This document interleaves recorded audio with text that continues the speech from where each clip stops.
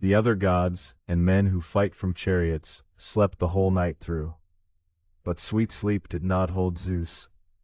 He was turning over in his mind how he might honor Achilles, and destroy many beside the Achaean ships. And this plan seemed to his heart the best, to send baneful dream to Atreus' son Agamemnon, and speaking winged words he addressed him. Up, go, baneful dream, to the Achaeans' swift ships. Come to the hut of Agamemnon, Atreus' son, and tell him everything exactly as I charge you. Bid him arm the long-haired Achaeans in full force, for now he might take the wide-wayed city of the Trojans. The immortals who keep their homes on Olympus are no longer divided. Hera has bent them all by her begging, and sorrows are fastened on the Trojans. So he spoke, and dream went when he had heard the word. Swiftly he came to the Achaeans' swift ships, and went to Atreus' son Agamemnon. He found him sleeping in his hut, ambrosial slumber poured around him.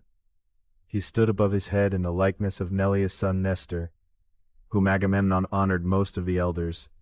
In his likeness the divine dream spoke. You sleep, son of war-minded Atreus, breaker of horses. A man of counsel should not sleep the whole night through, a man to whom peoples are entrusted, who has so much to care for.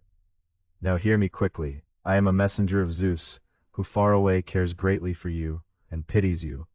He bids you arm the long-haired Achaeans in full force, for now you might take the wide-wayed city of the Trojans. The immortals who keep their homes on Olympus are no longer divided. Hera has bent them all by her begging, and sorrows are fastened on the Trojans from Zeus. Keep this in your mind, and let no forgetting take you, when honey-hearted sleep lets you go. So he spoke and went away, and left him there believing in his heart things that were not to be. He thought he would take Priam's city on that very day. The fool! He did not know what work Zeus was planning, who meant to lay yet more griefs and groans on Trojans and Danaans alike, through the strong encounters of war. He woke from sleep, the divine voice drifting around him, and sat upright, and pulled on his soft tunic, fine and new-made, and threw his great cloak around him, and beneath his shining feet he bound fair sandals, and slung about his shoulders the silver-studded sword, and took up the ancestral scepter, imperishable forever, and with it went down along the ships of the bronze-shirted Achaeans. Now the goddess Dawn went up to high Olympus, announcing light to Zeus and the immortals, and he ordered the clear-voiced heralds to summon the long-haired Achaeans to assembly. They made the summons, and the men gathered quickly, but first he seated a council of great-hearted elders beside the ship of Nestor, the Pylos-born king, and calling them together he framed his shrewd plan. Hear me, friends. A divine dream came to me in sleep through the ambrosial night, and in face, in build, in bearing it was most like brilliant Nestor. It stood above my head, and it said to me, You sleep, son of war-minded Atreus, breaker of horses. A man of counsel should not sleep the whole night through, a man to whom peoples are entrusted, who has so much to care for. Now hear me quickly. I am a messenger of Zeus, who far away cares greatly for you, and pities you. He bids you arm the long-haired Achaeans in full force, for now you might take the wide-wayed city of the Trojans. The immortals who keep their homes on Olympus are no longer divided. Hera has bent them all by her begging, and sorrows are fastened on the Trojans from Zeus. Keep this in your mind. So the dream spoke and flew away, and sweet sleep released me. Come then, let us see if we can arm the sons of the Achaeans. But first I will test them with words, as is the custom, and order them to flee with the many-benched ships. And you from your places, one here, one there, hold them back with words. So he spoke and sat down, and among them rose Nestor, who was king of sandy Pylos. With good will toward them he spoke and addressed them. Friends, leaders and lords of the Argives, if any other Achaean had told us this dream, we would call it a lie, and turn our backs on it. But the man who saw it claims to be far the best of the Achaeans. Come then, let us see if we can arm the sons of the Achaeans. So he spoke, and led the way out of the council, and the scepter-holding kings rose and obeyed the shepherd of the people, and the troops came streaming, as when the tribes of thronging bees come out of some hollow rock, always arriving anew, and flying clusters over the flowers of spring, and some swarmed thick this way and some that way. So the many tribes of men from the ships and huts marched in companies along the deep beach to the assembly, and among them rumor blazed like fire, Zeus's messenger driving them on, and they kept gathering, The assembly was in turmoil, and the earth groaned beneath as the troops sat down, and there was uproar. 9 heralds, shouting, tried to hold them back, to stop the clamor and make them listen to the Zeus-nurtured kings. With effort the people were seated, held in their places, and left off shouting. Then the Lord Agamemnon stood up, holding the scepter Hephaestus had labored to make. Hephaestus gave it to Lord Zeus, son of Cronos. Then Zeus gave it to the guide, the slayer of Argus. Lord Hermes gave it to Pelops, driver of horses. Pelops in turn gave it to Atreus, shepherd of the people. Atreus dying, left it to Thyestes rich in flocks, and Thyestes in turn left it to Agamemnon to carry, to be lord over many islands in all of Argos. Leaning on it, he spoke his words to the Argives. Friends, Danaan heroes, squires of Ares, Zeus, Cronos' great son, has bound me fast in heavy blindness, the hard god. He promised me once, he bowed his head that I should sack well-walled Ilion before returning. Now he has planned a cruel deceit, and orders me back to Argos in disgrace, with half my people lost. Such it seems must be the pleasure of overmastering Zeus, who has undone the crowns of many cities, and will undo more yet. His power is the greatest. This is a shameful thing, even for men to come to hear of, that so fine an Achaean host, so great, fought a fruitless war, and battled fewer men, with no end yet in sight. For if we wished, Achaeans and Trojans both, to swear a solemn truce and count ourselves, the Trojans mustering all who have their hearths in the city, and we Achaeans forming up in tens, and each 10 chose 1 Trojan man to pour its wine, many 10s would go without a wine pourer. By so much, I tell you, the sons of the Achaeans outnumber the Trojans who live in the city. But there are allies, spear-wielding men from many cities, who beat me far off my course, and will not let me sack Ilion's well-settled citadel, for all my wanting it. 9 years of great Zeus have gone already, and now the ship's timbers are rotten, the rigging loosed, and our wives, no doubt, and our little children sit in our halls waiting, while the work for which we came here stands as undone as ever. Come then, as I say it, let us all obey, let us flee with the ships to our dear fatherland. We shall not take wide-wayed Troy now. So he spoke, and stirred the heart and the breast of everyone in the crowd who had not heard the counsel. The assembly moved like the long waves of the sea, the Icarian deep, when east wind and south wind together rouse them, rushing down from the clouds of Father Zeus, or as when the west wind comes and moves deep grain driving hard, and the field bows its ears, so all that assembly was moved. With a roar they rushed for the ships, and under their feet the dust rose and hung, and they shouted to one another to lay hold of the ships and drag them to the bright sea, and they cleared out the launching channels. The cry went up to the sky as they strained for home, and they pulled the props from under the hulls. Then a homecoming beyond fate would have come to the Argives, if Hera had not spoken a word to Athena. Shame, unwearied one, child of Aegis-bearing Zeus. Is it like this, homeward to their dear fatherland, that the Argives are to flee over the broad back of the sea, and leave to Priam and the Trojans their boast, Argive Helen, for whose sake so many Achaeans have perished at Troy, far from their dear fatherland? Go now through the host of the bronze-shirted Achaeans, with your gentle words hold back every man, do not let them drag the balanced ships down to the sea. So she spoke, and the goddess grey-eyed Athena did not disobey. Down from the peaks of Olympus, she went darting and swiftly came to the Achaean swift ships. There she found Odysseus, the equal of Zeus in council, standing still. He had not laid a hand on his black well-benched ship, for grief had reached his heart and spirit. Standing close, grey-eyed Athena spoke to him. Zeus-sprung son of Laertes, Odysseus of many devices, is it like this, homeward to your dear fatherland, that you will all flee, tumbling into the many-benched ships, and leave to Priam and the Trojans their boast, Argive Helen, for whose sake so many Achaeans have perished at Troy, far from their dear fatherland? Go now through the host of the Achaeans, hold back no longer, with your gentle words hold back every man, do not let them drag the balanced ships down to the sea. So she spoke, and he knew the voice of the goddess speaking. He set off at a run and threw off his cloak.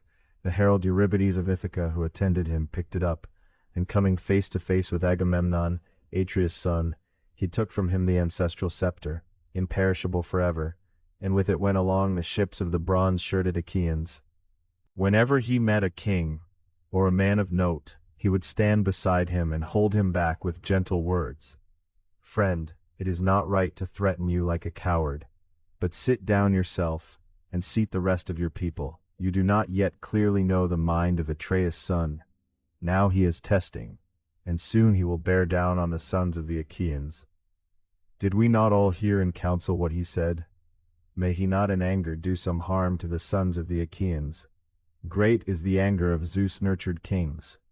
Their honor is from Zeus, and Zeus the counselor loves them. But whatever man of the people he saw, and found him shouting, him he would drive with the scepter, and berate aloud. "Fool! Sit still and listen to what others tell you, your betters. You are unwarlike and without strength, never counted, whether in battle or in council. We cannot all be kings here, we Achaeans. The rule of many is no good thing.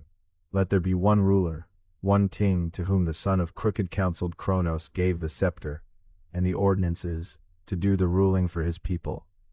So masterfully he went through the army setting it in order, and they came streaming back to the assembly from the ships and huts with a roar, as when a wave of the loud roaring sea thunders on a great beach, and the deep crashes in answer.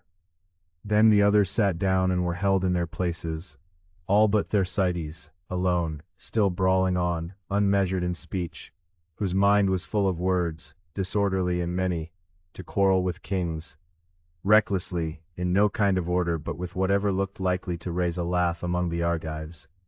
And he was the ugliest man who came under Ilion, bandy-legged, lame in one foot, his two shoulders hunched and drawn in over his chest, and above them a head that came to a point, with sparse stubble growing on it. He was hatefulest of all to Achilles and Odysseus.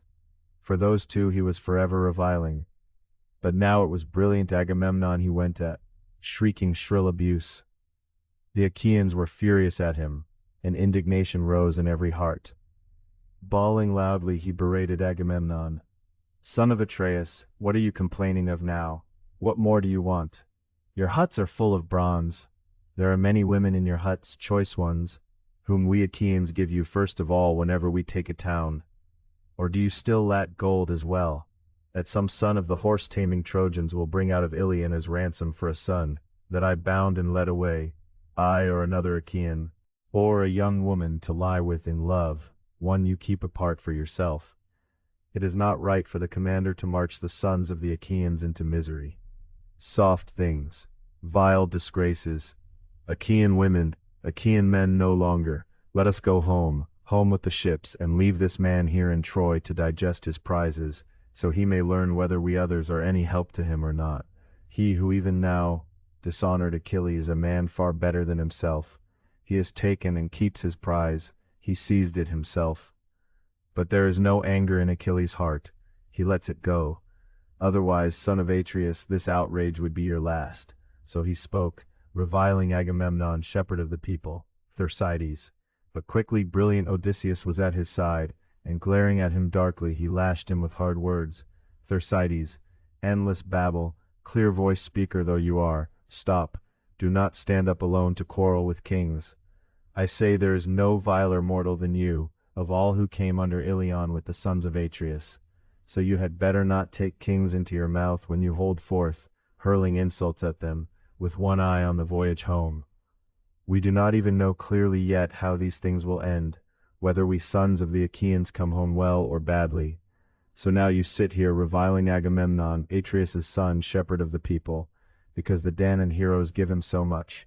You speak in mockery, but I tell you this outright, and it will be accomplished. If I find you playing the fool again as you are now, then may Odysseus' head no longer sit on his shoulders, may I no longer be called the father of Telemachus, if I do not seize you and strip you of your own clothes, the cloak and the tunic that cover your shame, and send you off to the swift ships in tears, whipped out of the assembly with strokes of disgrace." So he spoke, and with the scepter he struck his back and shoulders. Thersites doubled up, and a fat tear fell from him, and a bloody welt rose up out of his back under the golden scepter. He sat down terrified and hurting, With a helpless look, he wiped away the tear, and the men, vexed at heart though they were, laughed at him sweetly. And thus one would say, with a glance at his neighbor, "Well now, Odysseus has done 10,000 good things, leading in good counsel, marshalling war. But this is the best thing he has done among the Argives. He has shut this wordlinging insulter out of our debates. That proud heart of his will not send him back again to rail at kings with words of abuse." So spoke the multitude. Then the sacker of cities, Odysseus, stood up with the scepter, and beside him gray-eyed Athena, in the likeness of a herald, called the host to silence, so that near and far the sons of the Achaeans might hear his word alike and take in his counsel. With good will toward them he spoke and addressed them. "Son of Atreus, now, Lord, the Achaeans mean to make you the most despised of mortal men, and they will not fulfill the promise they undertook while still on the way here from horse-pasturing Argos, that you should sack well-walled Iliad before returning. Like little children or widowed women they wail to one another about going home. And truly there is toil here to send a man home disheartened. A man kept even 1 month from his wife frets by his many-benched ship, when the winter gales and the rising sea shut him in. And for us this is the 9th year, circling round, that we have stayed here. So I cannot blame the Achaeans for fretting beside the beaked ships. But even so, it is shameful to wait so long and then come home empty. Bear up, friends, and stay a while longer, till we learn whether Calchas prophesies truly or not. For this we know well in our hearts, and you are all witnesses, all whom the fates of death have not carried off. Only yesterday, it seems, when the Achaean ships were gathering at Aulis, bearing evils for Priam and the Trojans, and we around a spring, at the holy altars, were offering the immortals perfect hecatombs under a beautiful plane tree, where the bright water ran. There a great sign appeared. A serpent, its back blood-dark, terrible, which the Olympian himself had sent into the light, darted from under the altar, and made for the plane tree. There were nestling sparrows there, baby chicks on the topmost branch, cowering under the leaves, 8 of them, and the mother who hatched them made 9. There he devoured them, cheeping piteously, while the mother fluttered around, crying for her dear chicks, and coiling up he caught her by the wing as she shrieked about him. But when he had eaten the sparrow's children, and the bird herself, the god who had shown him made him a sign conspicuous. The son of crooked-counselled Cronos turned him to stone, and we stood there marveling at what had happened. So then, since this dread portent entered the gods' hecatombs, Calchas straightway spoke in prophecy, "Why have you fallen silent, long-haired Achaeans? For us Zeus the counselor has shown this great sign, late of fulfillment, whose fame will never perish. As this serpent ate the sparrow's children, and the bird herself ate, and the mother who hatched them made 9, so shall we make war here for as many years, and in the 10th we shall take the wide-wayed city." That is how he spoke, and now it is all being fulfilled. Come then, stay, all of you, strong-grieved Achaeans, right here, until we take the great city of Priam. So he spoke, and the Argives roared aloud, and around them the ships echoed terribly under the shouting of the Achaeans, in praise of the word of godlike Odysseus. And among them spoke the Gerenian horseman Nestor. "Shame! You hold assembly like little boys, infants with no interest in deeds of war. Where then will our compacts go, and our oaths? Into the fire then, with every counsel and plan of men, the unmixed libations, the right hands we trusted. We are battling with words, and nothing else, a remedy we cannot find for all our long time here. Son of Atreus, hold your counsel unshaken, as before, and lead the Argives through the strong encounters, and let them rot, the 1 or 2 of the Achaeans who take counsel apart. They will accomplish nothing, all for going back to Argos, before we know whether the promise of Aegis-bearing Zeus is a lie or not. For I say the overmastering son of Cronos bowed his head on that day, when the Argives went aboard their swift-faring ships, bearing slaughter and doom for the Trojans, lightning on the right, showing signs of good omen. Therefore let no man press to be gone homeward, before he has lain beside the wife of some Trojan, and avenged the struggles and groans of Helen. But if any man is wildly set on going home, let him just lay a hand on his black well-bent ship, and before all others he will meet his death and doom. And you, Lord, take good counsel yourself, and listen to another. Not to be tossed aside is the word I speak. Divide the men by tribes and by clans, Agamemnon, so clan may stand by clan, and tribe by tribe. If you do this, and the Achaeans obey, you will know then which of your leaders is a coward, and which of your men, and which is brave, for they will be fighting among their own. And you will know whether it is by the gods' will you fail to take the city, or by men's cowardice and folly in war. Answering him spoke the Lord Agamemnon, once again, old man, you outdo the sons of the Achaeans in speech. O Father Zeus, Athena, Apollo, if I had 10 such counselors among the Achaeans, then the city of Lord Priam would soon bow its head, taken and sacked beneath our hands. But instead Aegis-bearing Zeus, Cronos' son, gives me griefs, throwing me into fruitless quarrels and feuds. I and Achilles fought over a girl with head-on words, and it was I who began the anger. If ever we take counsel as one, then no longer will there be any putting off of evil for the Trojans, not for a moment. Now go to your meal, so we may join battle. Let every man sharpen his spear well, and set his shield right. Let him give his swift-footed horses their feed. Let him look over his chariot on every side, and put his mind on war, so that all day long we may measure ourselves in hateful battle. For there will be no pause, not the least, until night comes on and parts the fury of men. The strap of the body-covering shield will be sweated through on many a chest, and the hand will ache around the spear, and many a horse will sweat, straining at the polished chariot. And whomever I see minded to hang back from the fighting, lingering by the beaked ships, for him there will be no hope after that of escaping the dogs and the birds. So he spoke, and the Argives roared aloud, like a wave against a high headland, when the south wind comes and drives it on a jutting cliff. The waves never leave it, whatever wind is blowing, whether they rise this side or that. They stood up and scattered, hurrying to the ships, and made their fires smoke among the huts, and took their meal, and each man sacrificed to one of the gods who are forever, praying to escape death and the grind of Ares. But Agamemnon, lord of men, slaughtered an ox, fat, 5 years old, to the overmastering son of Cronos, and called the elders, the chief men of all the Achaeans, Nestor first of all, and Lord Idomeneus, then the 2 Ajaxes, and Tydeus' son, and 6th Odysseus, the equal of Zeus in council. And Menelaus, good at the war cry, came unbidden, for he knew in his heart how his brother labored. They stood around the ox and took up the barley grains, and praying among them the Lord Agamemnon spoke. Zeus, most glorious greatest, Lord of the dark cloud, dwelling in the sky, let not the sun go down, nor the darkness come, until I have thrown down Priam's hall headlong, blackened with smoke, and burned its doors with hostile fire, and slashed the tunic on Hector's chest to rags with the bronze, and around him may his companions, many of them, fall face down in the dust, and bite the earth. So he spoke. But the son of Cronos would not yet grant it. He accepted the offering, and piled up joyless toil. Then, when they had prayed and thrown the barley grains, they first drew back the victims' heads, cut their throats, and flayed them, carved out the thigh pieces, and wrapped them in fat, making a double fold, and laid raw flesh upon them. These they burned on dry leafless billets, and spitted the inner parts and held them over the flame of Hephaestus. When the thighs were burned, and they had tasted the inner parts, they cut up the rest and threaded it on spits, roasted it with care, and drew it all off. Then when they had finished the work and made the meal ready, they feasted, and no heart lacked a fair share of the feast. And when they had put away desire for eating and drinking, the Gerenian horseman Nestor began to speak among them.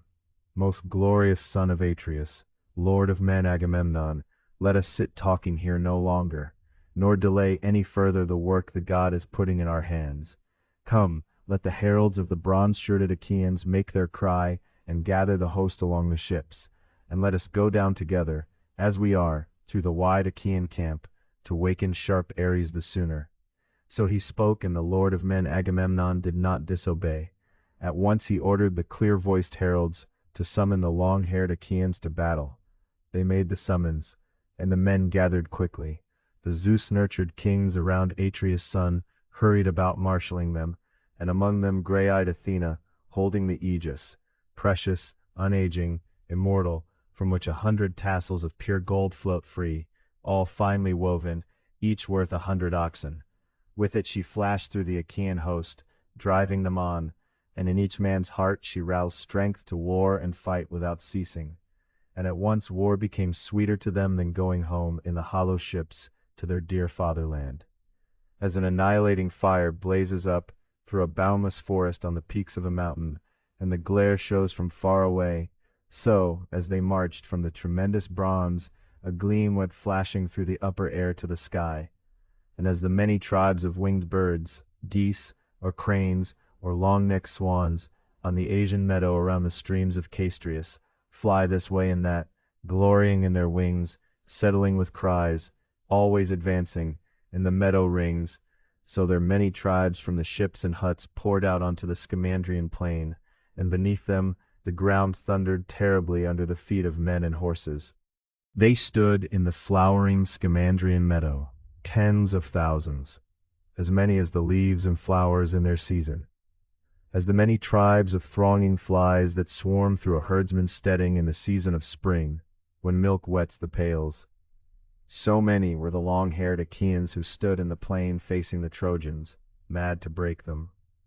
And as goatherds easily sort out their wide wandering flocks of goats when they mingle at pasture, so the leaders sorted the men this way and that to go into battle, and among them the lord Agamemnon, in eyes and head like Zeus who delights in thunder, in girdle like Ares, in chest like Poseidon.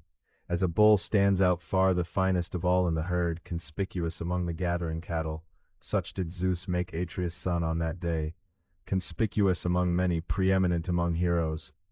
Tell me now, muses, who keep your homes on Olympus, for you are goddesses, you are present, you know all things while we hear only the report and know nothing. Who are the leaders and lords of the Danaans? The multitude I could not tell nor name, not if I had 10 tongues and 10 mouths, a voice unbreakable, and a heart of bronze within me, unless the Olympian muses, daughters of Aegis-bearing Zeus, remembered for me all who came under Iliad. But the captains of the ships I will tell, and all the ships. Of the Boeotians, Peneleos and Leitus were leaders, with Arcesilaos and Prothoener and Clonius, they who dwelt in Hyria and rocky Aulis, in Sconis and Scolus and Eteonis of the many ridges, Thespia, Graea, and spacious Mycalessus, who dwelt around Harma and Elysium and Erythrae, who held Elion and Hyle and Petion, Ochelea and Medion, that well-built citadel, Cope, Eutressus, and Thisbe of the many doves, who held Coronea and grassy Haliartus, who held Platea, who dwelt in Glyces, who held Hypothobe, that well-built citadel, and holy Onchestus, Poseidon's shining grove, who held Arne rich in grapes, and Medea sacred Nisa and Anthedon at the land's edge. Of these came 50 ships, and in each one 120 young men of the Boeotians.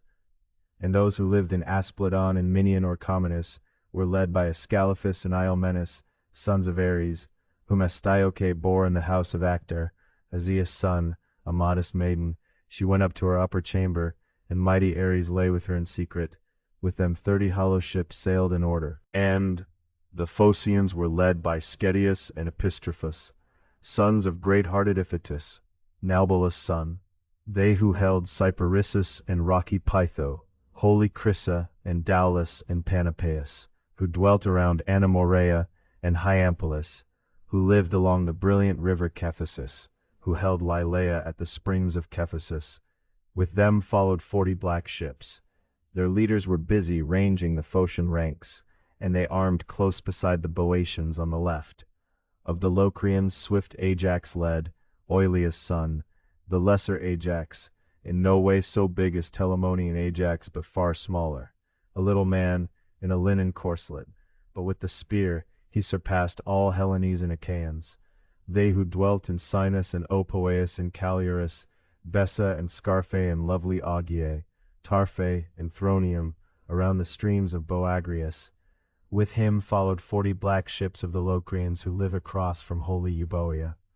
And the Abantes, breathing fury, who held Euboea, Chalcis and Eretria and Histiaea rich in grapes, Cerinthus by the sea, and the steep citadel of Dios, who held Charistus, who dwelt in Styra. These were led by Elephenor, scion of Ares, Chalcodon's son, chief of the great-hearted Abantes. With him followed the swift Abantes, hair grown long behind, spearmen eager with outstretched ashwood spears, to tear the cuirasses on the chests of their enemies. With him followed 40 black ships, and those who held Athens, that well-built citadel, the district of great-hearted Erechtheus, whom once Athena raised, Zeus's daughter, the grain-giving earth had borne him, and settled in Athens in her own rich temple, where the young men of the Athenians seek his favor, with bulls and rams as the years come round. These were led by Menestheus son of Petos. No man on the face of the earth was his equal at marshalling horses and shield-bearing men. Nestor alone rivaled him, for he was older. With him followed 50 black ships, and Ajax led 12 ships from Salamis, and brought them, and set them where the Athenian ranks stood. And those who held Argos and walled Tiryns, Hermione and Acene that lie on the deep gulf, Trozen, Aones and vine-clad Epidaurus, and the young Achaean men who held Aegina and Maces. These were led by Diomedes, good at the war-cry, and Sthenelus, dear son of famed Capaneus, and with them went a third, Euryalus, a godlike man, son of Lord Mecasteus, Talos' son, but the leader of them all was Diomedes, good at the war-cry. With them followed 80 black ships, and those who held Mycenae, that well-built citadel, and wealthy Corinth and well-built Cleone, who dwelt in Orneae and lovely Eraeotheria, and Sicyon, where Adrastus first was king, who held Hyperasia and steep Gonoessa and Pelene, who dwelt around Aegium and through all Aegialus and around broad Helice. Of their 100 ships, the leader was the Lord Agamemnon, Atreus' son. With him followed by far the most and the best troops, and he among them clad in gleaming bronze, glorying, stood out preeminent among all the heroes, because he was the best, and led by far the most men. And those who held hollow Lacedaemon full of ravines, Pharis and Sparta, and Messe of the many doves, who dwelt in Bryceae and lovely Augeae, who held Amyclae and Helos, the citadel by the sea, who held Laas and dwelt around Oetylus. These his brother led, Menelaus, good at the war-cry, with 60 ships, and they armed apart. He himself moved among them, trusting his own eagerness, urging them to war, and beyond all others his heart was set on avenging the struggles and groans of Helen. And those who dwelt in Pylos and lovely Arene, Thryon, the fort of Alpheus, and well-built Api, who lived in Cyparissaeus and Amphigenia, Petelios and Helos and Dorium, where the Muses met Thamyris the Thracian, and ended his singing, as he came from Oechalia, from Eurytus the Oechalian. For he had vowed in his boasting that he would win, even if the Muses themselves should sing, the daughters of aegis-bearing Zeus. And in their anger they maimed him. They took away his wondrous song, and made him forget his harping. These were led by the Gerenian horseman Nestor. With him 90 hollow ships sailed in order.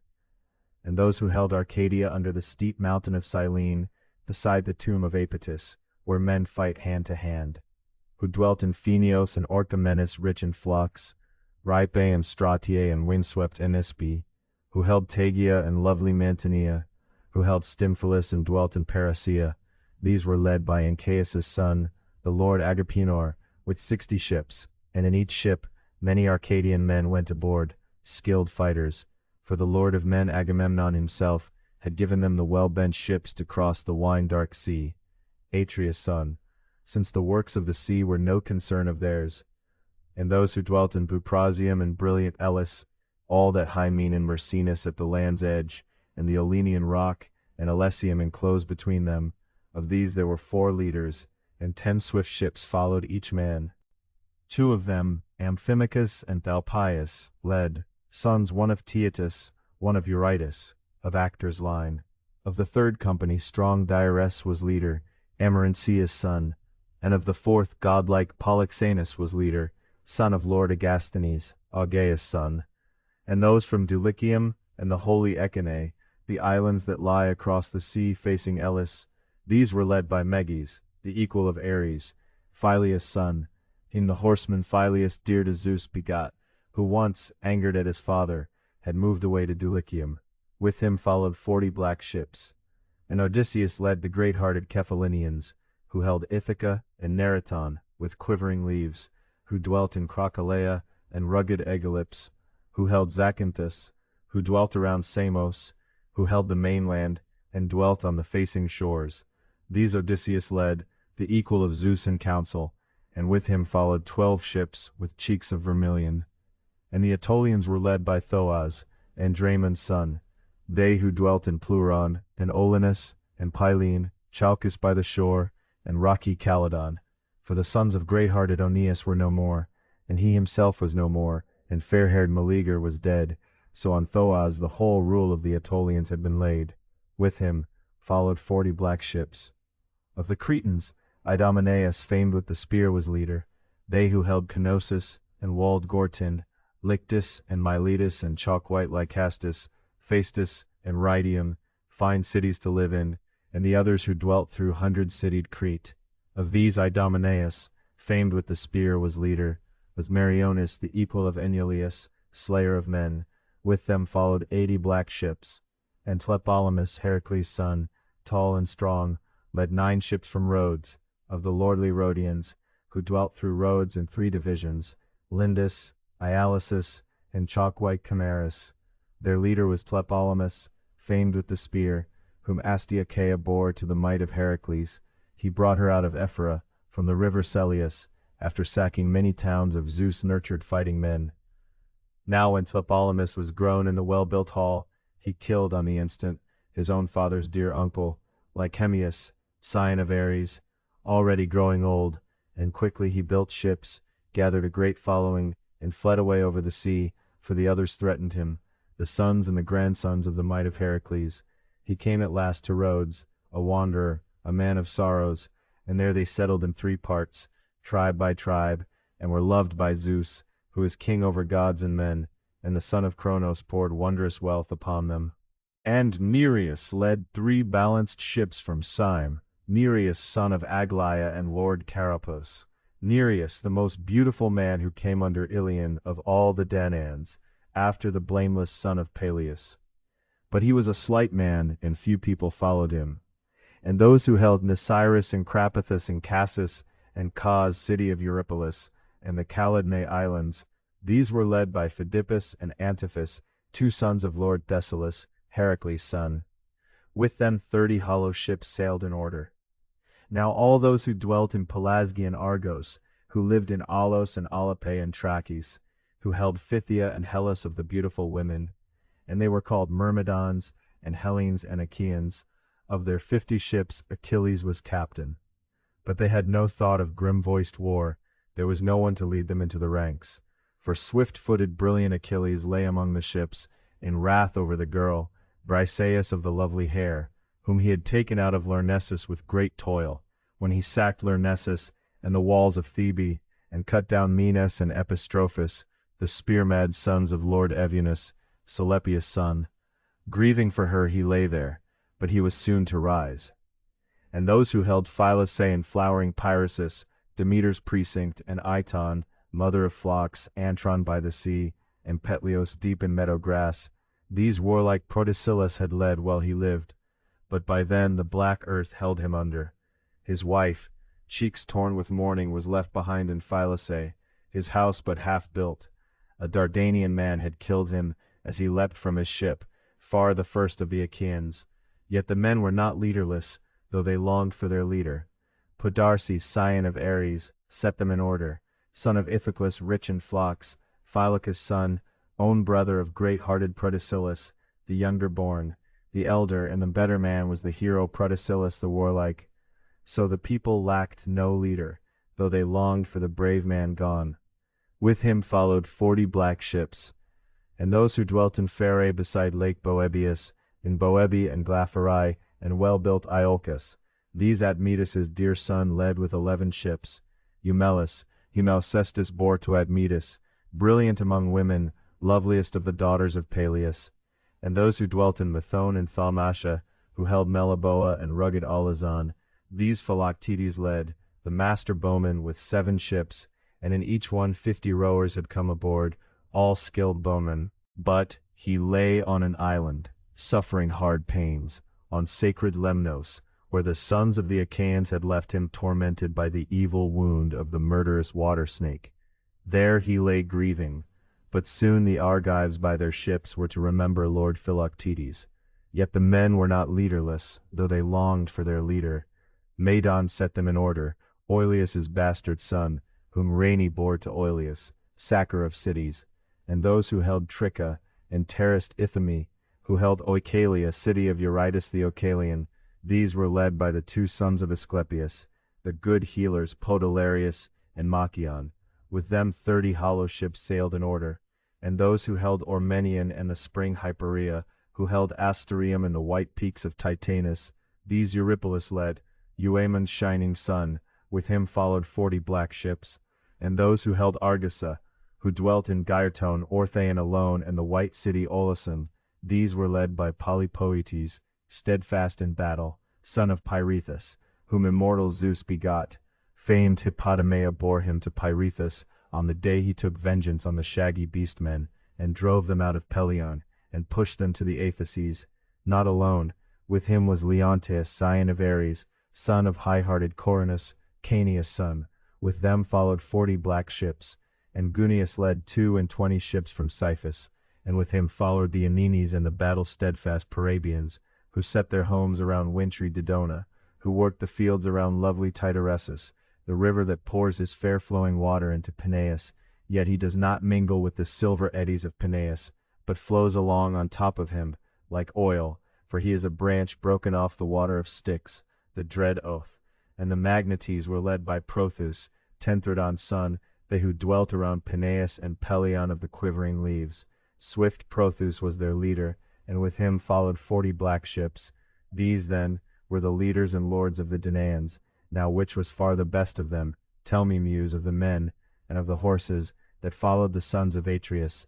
Best by far of the horses were the mares of fairest line, which Eumelus drove, swift-footed as birds, matched in coat and matched in years, their backs as level as a plumb line. Apollo of the silver bow had raised them in Perea, both of them mares, carrying with them the panic of war.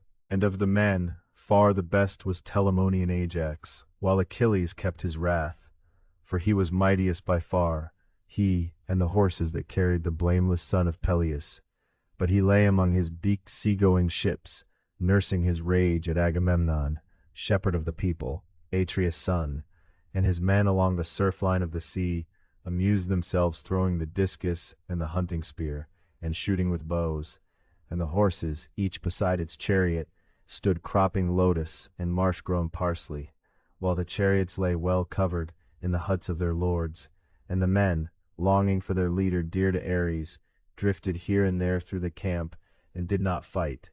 On the others came, as if all the land were swept with fire, and the earth groaned beneath them, as under Zeus, who delights in thunder in his anger, when he lashes the earth around Typhaeus among the Arimi, where they say Typhaeus has his bed. So the earth groaned greatly under their feet as they came on, and very swiftly they crossed the plain. And to the Trojans went wind-footed swift Iris, a messenger from Aegis bearing Zeus, with a grievous message. They were holding assembly at Priam's doors, all gathered together, the young men and the old. Standing close, swift-footed Iris spoke to them, likening her voice to Priam's son Polites, who sat as lookout of the Trojans, trusting the speed of his feet, on the very top of the tomb of old Asiates, watching for when the Achaeans should rush out from their ships. In his likeness, swift-footed Iris spoke, "Old man, endless talk is always dear to you, as once it was in peacetime, but relentless war is upon us. Truly I have gone into very many battles of men, but never yet have I seen such a host, so great. For like the leaves, like the sands in their multitude, they are coming over the plain to fight for the city. Hector, you above all I charge to do this. There are many allies through Priam's great city, and tongue differs from tongue among men of scattered lands. Let each man give the word to those he rules. Let him marshal his own townsmen, and lead them out." So she spoke, and Hector did not fail to know the goddess's voice. At once he dissolved the assembly, and they rushed to arms. All the gates were flung open, and the host streamed out, foot soldiers and horsemen, and a great din arose. There is a steep mound out before the city, apart in the plain, with open ground on every side. Men call it Badiaea, but the immortals call it the tomb of Myrene, light of step. There the Trojans and their allies formed their divisions. The Trojans were led by great Hector of the flashing helmet, Priam's son. With him by far the most and the best troops armed themselves, eager with their spears. The Dardanians were led by the good son of Anchises, Aeneas, whom brilliant Aphrodite bore to Anchises on the spurs of Ida, a goddess bedded with a mortal. Not alone, with him were Antenor's two sons, Archelicus and Acamas, skilled in all fighting, and those who dwelt in Zelea under the lowest foot of Ida, men of wealth, who drink the dark water of Asepus, Trojans. These were led by Lycaon's shining son Pandarus, to whom Apollo himself gave the bow, and those who held Adrasteia and the district of Apasus, who held Pityeia and the steep mount of Tereia. These were led by Adrestus and Amphius of the linen corslet, two sons of Merips of Percoti, who beyond all men knew the seer's art, and would not let his sons go to man-destroying war. But the two would not obey him. The fates of Black Death were leading them on. And those who dwelt around Percoti and Practius, who held Cestus and Abydos and brilliant Arisbe, these were led by Hyrtacus' son Asius, marshal of men. Asius, Hyrtacus' son, whom horses carried from Arisbe, tall and fire-colored, from the river Selese. And Hippothos led the tribes of the Pelasgian spearmen, those who dwelt in deep-soiled Larissa. These were led by Hippothos and Pylaeus, scion of Ares, two sons of Pelasgian Lathus, Teudemus' son. And the Thracians were led by Acamas and the hero Perus, all those the strong-flowing Hellespont encloses. And Euphemus was captain of the Ciconian spearmen, son of Zeus-nurtured Trosanus, Ceus' son, and Pyracmes led the Paeonians of the curved bows, from far away from Amadon, from the wide-flowing Axius, whose water spreads fairest over the earth. And the Paphlagonians were led by Pylaemenes of the shaggy heart, from the Eneti, where the breed of wild mules is born, they who held Cyderus and dwelt around Sesamus, whose famed homes stood around the river Parthenius, Cromna and Aegalis, and the heights of Erythene. And the Halizones were led by Odius and Epistrophus, from far away from Alabe, where silver has its birthplace. And the Mysians were led by Chromis and Animus the bird-reader, but his birds did not save him from black doom. He was broken under the hands of the swift-footed son of Aeacus in the river, where Achilles cut down Trojans and others with them.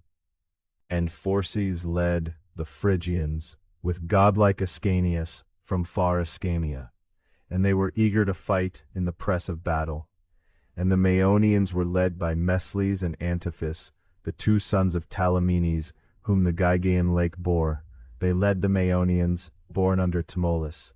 And Nastes was captain of the Carians of barbarous speech, who held Miletus and the mountain of Tathares, dense with leaves, the streams of Maeander, and the steep peaks of Mycale. These were led by Amphimachus and Nastes and Amphimachus, the shining children of Nomion. And one of them went to war, decked in gold, like a girl, the fool.